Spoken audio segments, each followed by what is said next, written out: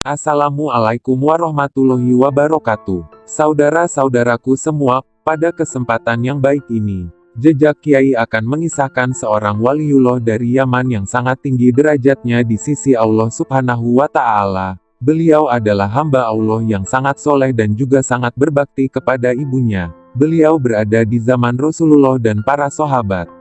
Berikut ini kisahnya. Di negeri Yaman, ada seorang pemuda bernama Uwais Al-Qarni yang berpenyakit sopak. Karena penyakit itu tubuhnya menjadi belang-belang. Walaupun cacat tapi ia adalah pemuda yang soleh dan sangat berbakti kepada ibunya, seorang perempuan wanita tua yang lumpuh. Uwais senantiasa merawat dan memenuhi semua permintaan ibunya. Hanya satu permintaan yang sulit ia kabulkan. Suatu hari ibunya berkata, "Anakku, mungkin ibu tak lama lagi akan bersamamu. Ikhtiarkan agar ibu dapat mengerjakan haji," pinta sang ibu. Mendengar ucapan sang ibu, Uwais termenung. Perjalanan ke Mekah sangatlah jauh, melewati padang tandus yang panas. Orang-orang biasanya menggunakan unta dan membawa banyak perbekalan. Lantas bagaimana hal itu dilakukan Uwais yang sangat miskin dan tidak memiliki kendaraan? Uwais terus berpikir mencari jalan keluar. Kemudian, dibelilah seekor anak lembu. Uwais membuatkan kandang di puncak bukit. Setiap pagi ia bolak-balik menggendong anak lembu itu naik turun bukit. Uwais gila, kata orang-orang yang melihat tingkah laku Uwais. Ya, banyak orang yang menganggap aneh apa yang dilakukannya tersebut. Tak pernah ada hari yang terlewatkan ia menggendong lembu naik turun bukit. Makin hari anak lembu itu makin besar, dan makin besar pula tenaga yang diperlukan Uwais. Tetapi karena latihan tiap hari, anak lembu yang membesar itu tak terasa lagi. Setelah 8 bulan berlalu, sampailah pada musim haji. Lembu Uwais telah mencapai berat sekitar 100 kg, begitu juga otot Uwais yang makin kuat. Ia menjadi bertenaga untuk mengangkat barang. Tahukah sekarang orang-orang, apa maksud Uwais menggendong lembu setiap hari? Ternyata ia sedang latihan untuk menggendong ibunya. Uwais menggendong ibunya berjalan kaki dari Yaman ke Makkah. Subhanallah, alangkah besar cinta Uwais pada ibunya itu. Ia rela menempuh perjalanan jauh dan sulit, demi memenuhi keinginan ibunya. Akhirnya sampailah Uwais di kota Makkah lalu menuju Baitullah. Uwais berjalan tegap menggendong ibunya tawaf di Ka'bah. Ibunya terharu dan bercucuran air mata telah melihat Baitullah. Di hadapan Ka'bah, ibu dan anak itu berdoa, "Ya Allah, ampuni semua dosa ibu." Doa Uwais. "Bagaimana dengan dosamu?" tanya sang ibu keheranan. Uwais menjawab, "Dengan terampuninya dosa ibu, maka ibu akan masuk surga. Cukuplah ridha dari ibu yang akan membawaku ke surga." Itulah keinginan Uwais yang tulus dan penuh cinta. Allah Subhanahu wa Ta'ala pun memberikan karunia untuknya. Uwais seketika itu juga sembuh dari penyakit sopaknya. Hanya tertinggal bulatan putih di telapak tangannya. Dikisahkan, Uwais Al-Qarni telah memeluk Islam pada masa negeri Yaman mendengar seruan Nabi Muhammad Shallallahu Alaihi Wasallam, yang telah mengetuk pintu hati mereka untuk menyembah Allah, yang tak ada sekutu baginya. Islam mendidik setiap pemeluknya agar berakhlak luhur. Peraturan-peraturan yang terdapat di dalamnya sangat menarik hati Uwais, sehingga setelah seruan Islam datang di negeri Yaman, ia segera memeluknya, karena selama ini hati Uwais selalu merindukan datangnya kebenaran. Banyak tetangganya yang telah memeluk Islam pergi ke Madinah untuk mendengarkan ajaran Nabi Muhammad secara langsung. Sekembalinya di Yaman, mereka memperbarui rumah tangga mereka dengan cara kehidupan Islam. Alangkah sedihnya hati Uwais setiap melihat tetangganya yang baru datang dari Madinah. Mereka itu telah bertamu dan bertemu dengan kekasih Allah penghulu para nabi, sedang ia sendiri belum. Kecintaannya kepada Rasulullah menumbuhkan kerinduan yang kuat untuk bertemu dengan sang kekasih.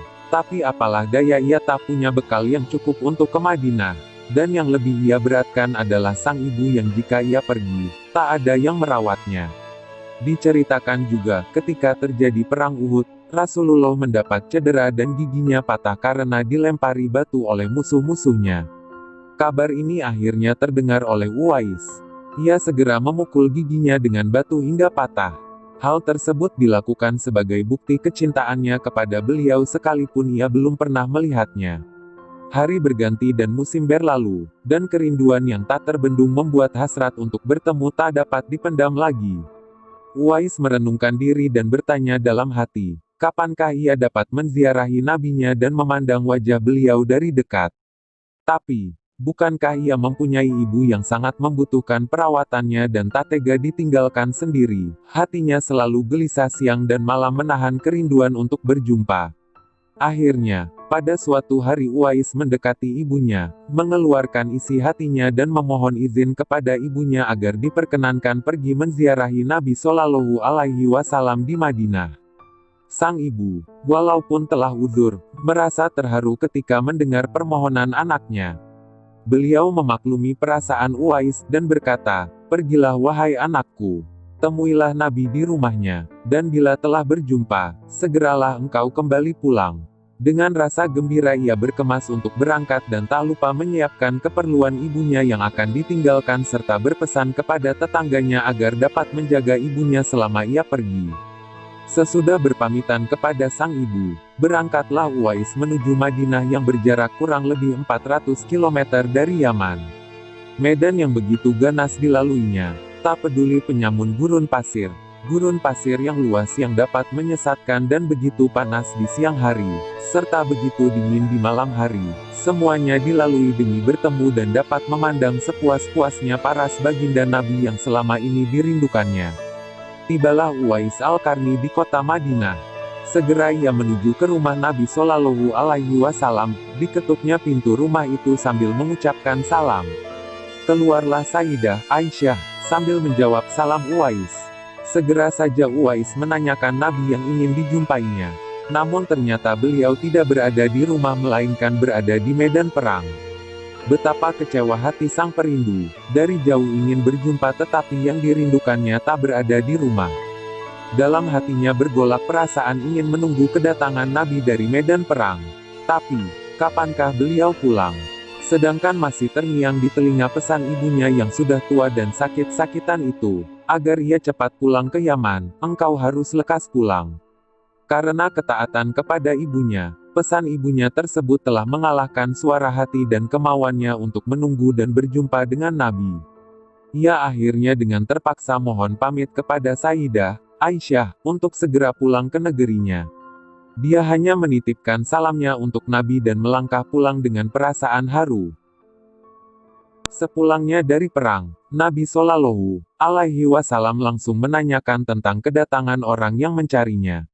Nabi Muhammad Shallallahu Alaihi Wasallam menjelaskan bahwa Uwais Al-Qarni adalah anak yang taat kepada ibunya. Ia adalah penghuni langit, sangat terkenal di langit. Mendengar perkataan baginda Rasulullah Shallallahu Alaihi Wasallam, Sayyidah Aisyah dan para sahabatnya tertegun. Menurut informasi Sayyidah Aisyah memang benar ada yang mencari Nabi Shallallahu Alaihi Wasallam dan segera pulang kembali ke Yaman, karena ibunya sudah tua dan sakit-sakitan sehingga ia tidak dapat meninggalkan ibunya terlalu lama. Rasulullah Shallallahu Alaihi Wasallam bersabda, kalau kalian ingin berjumpa dengan dia Uwais Al-Qarni, perhatikanlah, ia mempunyai tanda putih di tengah-tengah telapak tangannya. Sesudah itu beliau Shallallahu Alaihi Wasallam memandang kepada Sayyidina Ali dan Sayyidina Umar, dan bersabda, suatu ketika, apabila kalian bertemu dengan dia, mintalah doa dan istighfarnya. Dia adalah penghuni langit dan bukan penghuni bumi. Subhanallah barokallah. Waktu terus berganti, dan Nabi kemudian wafat.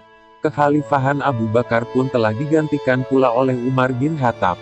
Suatu ketika, Khalifah Umar teringat akan sabda Nabi tentang Uwais Al-Qarni, penghuni langit. Beliau segera mengingatkan kembali sabda Nabi itu kepada sahabat Ali bin Abi Thalib. Sejak saat itu setiap ada kafilah yang datang dari Yaman, Khalifah Umar dan Ali selalu menanyakan tentang Uwais Al-Qarni si fakir yang tak punya apa-apa itu, yang kerjanya hanya menggembalakan domba dan unta setiap hari. Mengapa Khalifah Umar dan Ali selalu menanyakan dia? Rombongan kafilah dari Yaman menuju Syam silih berganti, membawa barang dagangan mereka. Suatu ketika, Uwais Al-Qarni turut bersama mereka. Rombongan kafilah itu pun tiba di kota Madinah. Melihat ada rombongan kafilah yang baru datang dari Yaman, Segera Khalifah Umar dan Ali mendatangi mereka dan menanyakan apakah Uwais Al-Qarni turut bersama mereka. Rombongan kafilah itu mengatakan bahwa Uwais Al-Qarni ada bersama mereka. Dia sedang menjaga unta-unta mereka di perbatasan kota. Mendengar jawaban itu, Khalifah Umar dan Ali segera pergi menjumpai Uwais Al-Qarni. Sesampainya di kemah tempat Uwais berada, Khalifah Umar dan Ali memberi salam. Tapi rupanya Uwais sedang sholat. Setelah mengakhiri sholatnya dengan salam, Uwais menjawab salam Khalifah Umar dan Ali sambil mendekati kedua sahabat Nabi ini dan mengulurkan tangannya untuk bersalaman. Sewaktu berjabatan tangan, Khalifah Umar dengan segera membalikkan tangan Uwais, untuk membuktikan kebenaran tanda putih yang berada di telapak tangan Uwais, seperti yang pernah dikatakan oleh Nabi. Memang benar. Tampaklah tanda putih di telapak tangan Uwais Al-Qarni. Wajah Uwais Al-Qarni tampak bercahaya. Benarlah seperti sabda Nabi, bahwa dia itu adalah penghuni langit. Khalifah Umar dan Ali menanyakan namanya, dan dijawab Abdullah. Mendengar jawaban Uwais, mereka tertawa dan mengatakan, kami juga Abdullah, yakni hamba Allah. Tapi siapakah namamu yang sebenarnya? Uwais kemudian berkata, nama saya Uwais. Dalam pembicaraan mereka, diketahuilah bahwa ibu Uwais Al-Qarni telah meninggal dunia. Itulah sebabnya, ia baru dapat turut bersama rombongan kafilah dagang saat itu. Akhirnya, Khalifah Umar dan Ali memohon agar Uwais memanjatkan doa dan istighfar kepada Allah untuk mereka. Uwais enggan dan dia berkata kepada Khalifah, sayalah yang harus meminta doa pada kalian. Mendengar perkataan Uwais, Khalifah berkata, kami datang ke sini untuk mohon doa dan istighfar dari Anda. Seperti yang dikatakan Rasulullah sebelum wafatnya. Karena desakan kedua sahabat ini, Uwais Al-Qarni akhirnya mengangkat tangan, berdoa dan membacakan istighfar. Setelah itu Khalifah Umar berjanji untuk menyumbangkan uang negara dari Baitul Mal kepada Uwais untuk jaminan hidupnya.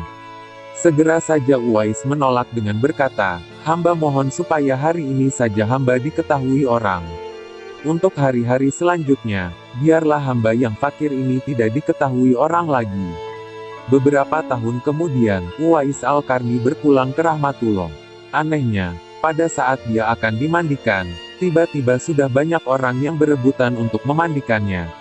Dan ketika dibawa ke tempat pembaringan untuk dikafani, di sana pun sudah ada orang-orang yang menunggu untuk mengkafaninya.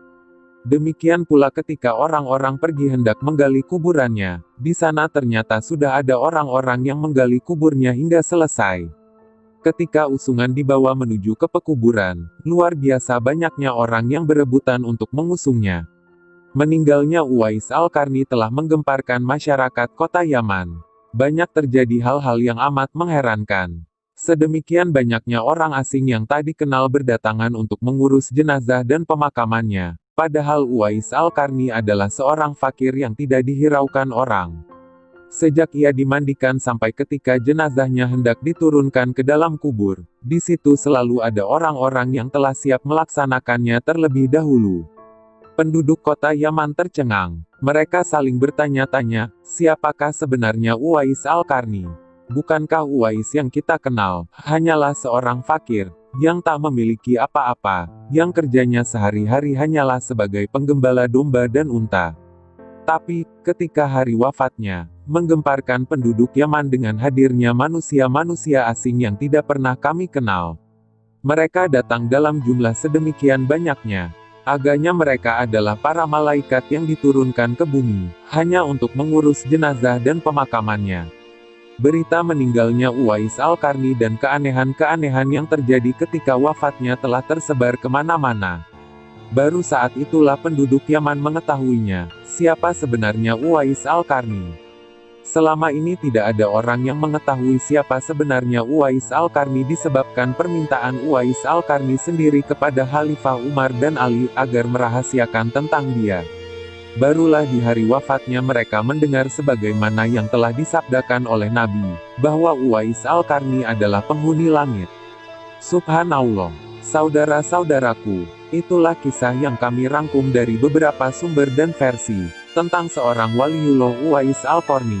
seorang hamba Allah yang sangat soleh dan berbakti kepada orang tuanya, sehingga Allah mengangkat derajatnya dan memberikan anugerah kemuliaan terkenal di langit juga doanya yang sangat mustajabah. Wallahu a'lamu bishawab.